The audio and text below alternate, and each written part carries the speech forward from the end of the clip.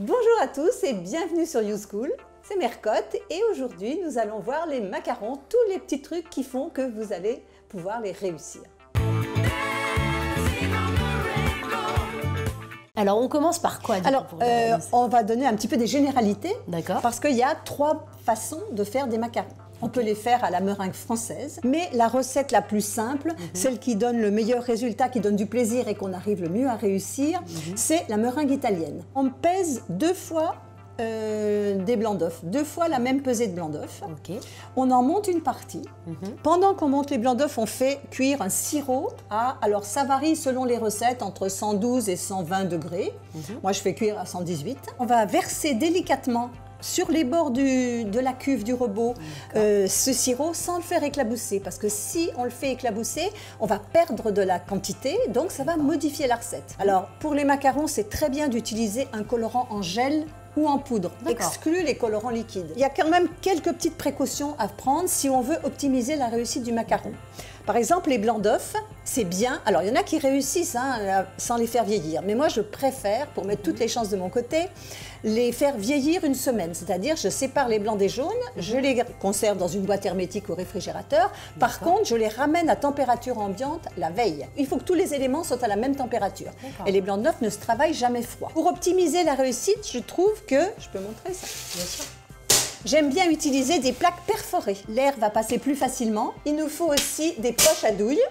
Bien sûr, alors les poches jetables sont très pratiques, on peut s'en servir pour plein d'autres choses. Des douilles, pour le macaron, une douille de 8 ou 10 mm va très bien. La qualité de la poudre d'amande est très importante aussi. Plutôt que de la passer au tamis, c'est quand même assez fastidieux. On peut aussi acheter, chez Esprit Gourmand par exemple, ils fournissent tous les grands pâtissiers parisiens, ils font un mélange tout prêt. Alors j'ai rajouté 50 g d'eau dans 150 g de sucre. Tant qu'on n'a pas mis la chaleur, on peut remuer un peu. Après, on ne remue plus et on attend que ça atteigne la température de 118 degrés. On attend toujours que le sirop soit aux environs de 90 degrés pour monter les blancs d'œufs. La façon de monter les blancs, c'est un foisonnement, ça s'appelle, c'est-à-dire qu'on introduit des bulles d'air. Si on les monte avec beaucoup d'agressivité, les bulles d'air, elles vont être grosses, petites, ça ne va pas le faire. On ajoute un tout petit peu de sucre pour serrer les blancs. C'est le seul moment où on peut diminuer la dose de sucre dans le macaron. On va verser notre première pesée de blancs d'œufs. D'accord.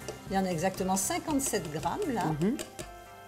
Et on va les monter délicatement. Et quand ils commencent à mousser, je vais mettre un tout petit peu, en 3 fois de sucre. D'accord, parce qu'on aurait mis de sel dans l'inconscient collectif, là on va le mettre en sucre en fait. Non, le sel on aurait mis au début. Et là je verse le sirop délicatement. Je vais mettre les blancs crus. On va mettre le colorant. D'accord. Voilà, un tout petit peu de colorant, on n'en met vraiment pas beaucoup. Il est joli ce colorant vert. Ouais, ça fait vert joli. Je vais ramener un peu les blancs qui sont sur les côtés. Hop. On enlève le fouet et on met la feuille, d'accord? On va ajouter d'un seul coup nos poudres et on va commencer le macaronnage au robot tout simplement.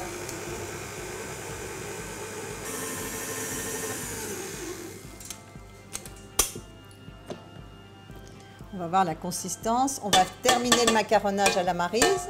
Alors maintenant je prends la maryse. On va mettre ça là-dedans. Alors on ne va pas tout mettre parce que c'est compliqué. Dans un premier temps, chasser l'air avec la corne, ça s'appelle une corne. On peut aussi macaronner avec une corne. Ça, c'est une question d'habitude. Moi, je préfère macaronner avec une maryse, mais on peut très bien macaronner avec une corne. Et après, on va pocher notre appareil sur notre plaque, tout simplement. Donc là, on va pocher. Donc, on va se mettre pas très loin de la plaque, on va appuyer, on va couper la pâte.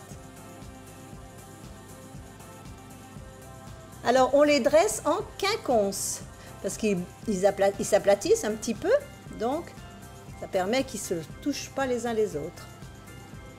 On appuie, on lâche, on appuie, on lâche. Si on a bien macaronné, comme on voit ici, a priori, la petite pointe, elle s'en va toute seule. Et là, on va les cuire combien de temps? On va les cuire, on va regarder au bout de 12 minutes, parce que je ne connais pas le four. Ok. Donc on peut mettre une petite minuterie.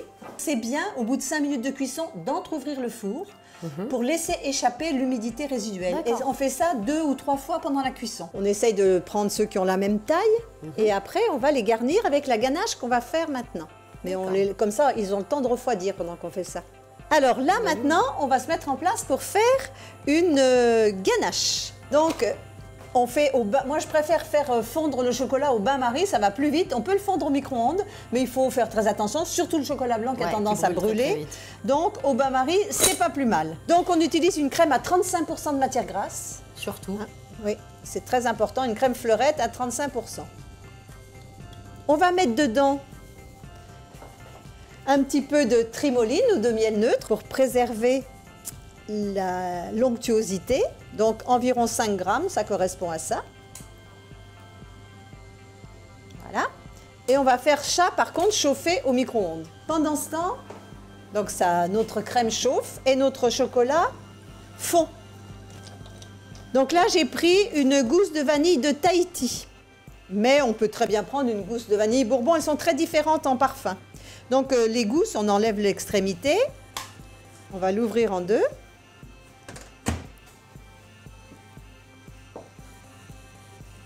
Donc on va le mettre dans notre crème en même temps qu'on va la faire chauffer. On prend notre cul de poule avec notre chocolat qui a fondu. Une émulsion, c'est mélanger deux liquides qui ne sont pas miscibles, c'est-à-dire l'eau et l'huile par exemple. Donc là, l'eau c'est ça et l'huile c'est le gras du chocolat. Donc l'important c'est de faire cette émulsion à la maryse parce qu'on a plus de surface qu'avec un fouet. Et on va verser la crème en 3 fois. Donc une première fois, donc je frictionne, ça fait un peu comme une mayonnaise, d'accord? Après, hop, on rajoute la deuxième partie. On continue pour avoir la même texture. Et on rajoute la troisième partie de crème, tout simplement. Mais cette ganache-là, elle ne sera utilisable que demain. On la laisse reposer 24 heures au frais. Donc je vais ajouter ma crème froide. Comme je vais verser dans ma boîte, je vais mettre ma gousse de vanille. Voilà l'huile essentielle de cardamome. Alors c'est une huile essentielle bio, Cuisine Essence, qui est vraiment très très bien. On va en mettre 1, 2, 3, allez parce que c'est vous, 4 gouttes. Donc tu vois, voilà la texture que ça a. Et demain, ça sera cristallisé, donc ce sera solide. Parfait. Voilà la ganache que j'ai fait hier. Donc comme tu vois, elle est plus du tout liquide. Donc on va la mettre dans notre... Elle est onctueuse, tu vois. Ouais. On va se repréparer une poche. Pour pouvoir garnir... Pour garnir notre ganache. Quand on en a de grandes quantités, bien sûr, on va la monter au robot. Oui. Mais là, on a une petite quantité, donc on va la monter au fouet de la ménagère. D'accord. Tout simplement.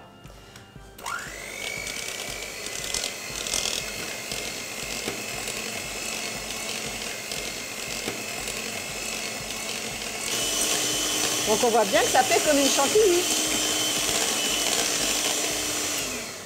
Voilà. Super.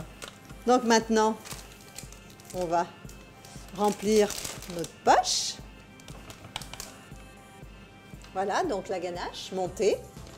Qui est quand même plus légère qu'une ganache simple. Donc j'ai mes macarons comme ça. Je remplis généreusement. On peut aussi, quand ils sont encore chauds, creuser un peu le macaron pour pouvoir mettre plus de garniture si on est très très gourmand. Et on ferme son macaron. Hop. Moi j'aime bien les mettre sur la tranche, mais après on fait comme on veut. Hein. Tout simplement. Parfait, merci beaucoup. Donc là, ils sont à la verveine, là ils sont vanille cardamome et là ils sont au géranium. Oh là là, ça a l'air délicieux. Bon ben voilà. Merci beaucoup Mercotte pour cette superbe recette. Avec toi, je suis sûre que les élèves de YouSchool vont maîtriser le macaron le jour du CAP. Ben, j'espère. Et puis à très bientôt. Et ben à très bientôt.